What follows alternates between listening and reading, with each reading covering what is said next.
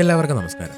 വാതരോഗങ്ങൾക്കും ശരീരബലത്തിനും ആയുർവേദത്തിൽ ഉപയോഗിക്കുന്ന ഔഷധമാണ് ബലാദി ചൂർണം. ഇതിന്റെ പ്രധാനപ്പെട്ട ഗുണങ്ങൾ, ഉപയോഗ രീതി, ശ്രദ്ധിക്കേണ്ട കാര്യങ്ങൾ എന്നിവ നോക്കാം. ശരീരത്തിലുണ്ടാവുന്ന ക്ഷീണവും തളർച്ചയും മാറാൻ 1/2 ടീസ്പൂൺ ബലാദി ചൂർണം 1 ഗ്ലാസ് ചൂട് പാലിൽ കലക്കി രാത്രി ഉറങ്ങുന്നതിന് മുൻപ് കഴിക്കുക. ഇതിലടങ്ങിയിട്ടുള്ള കുറുന്തോട്ടി കോശങ്ങൾക്ക് പോഷണം നൽകുകയും ശരീരത്തിലെ മെറ്റബോളിസം മെച്ചപ്പെടുത്തി ഉന്മേഷം നൽകുകയും ചെയ്യും. എന്നാൽ പാല് കുടിക്കാൻ ഇഷ്ടമില്ലാത്തവർക്ക് ചൂടുവെള്ളത്തിൽ ഉപയോഗിക്കാം. സന്ധികളിലുണ്ടാകുന്ന വേദനയും നീർക്കെട്ടും കുറയ്ക്കാൻ ഈ ചൂർണം ഇളം ചൂടുള്ള വെള്ളത്തിൽ കലക്കി ദിവസവും 2 നേരം ഭക്ഷണത്തിന് ശേഷം കഴിക്കുക.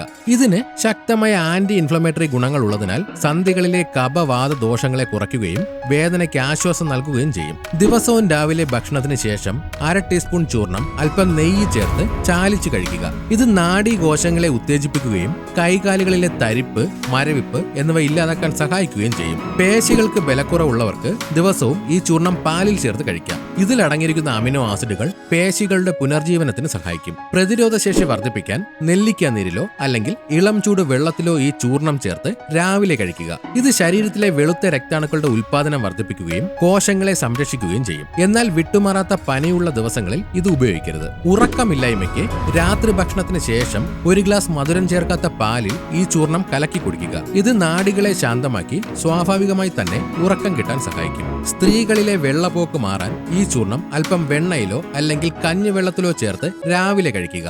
ഇത് ഗർഭാശയ നാളികളിലെ ഇൻഫെക്ഷനുകളെ തടയുകയും ഹോർമോൺ സന്തുലിതാവസ്ഥ തിരിച്ചുപിടിക്കാൻ സഹായിക്കുകയും ചെയ്യും. ദഹനശേഷി വർദ്ധിപ്പിക്കാൻ ഭക്ഷണത്തിന് മുൻപ് അല്പം ചൂടുവെള്ളത്തിൽ ഈ ചൂർണം കലക്കി കുടിക്കുക.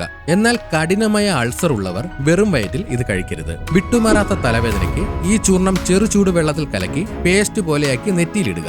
ഇത് തലയിലെ നാഡികളിലെ സമ്മർദ്ദം കുറയ്ക്കുകയും രക്തയോട്ടം സുഗമമാക്കുകയും ചെയ്യും. രക്തക്കുറവിന് ദിവസവും ഭക്ഷണത്തിന് ശേഷം ഈ ചൂർണം ഇളം ചൂട് വെള്ളത്തിൽ കഴിക്കുക. ഇത് ശരീരത്തിലെ ഇരുമ്പ് ആഗിരണം ചെയ്യാനുള്ള ശേഷിയെ വർദ്ധിപ്പിക്കും. എന്നാൽ ചായയോ കാപ്പിയോ കുടിച്ച ഉടനെ ഇത് കഴിക്കരുത്. പ്രമേഹം മൂലം കാലുകളിൽ പുകച്ചിലും തരിപ്പുമുള്ളവർക്ക് ദിവസവും പാലിൽ ചേർത്ത് ഇത് കഴിക്കാം.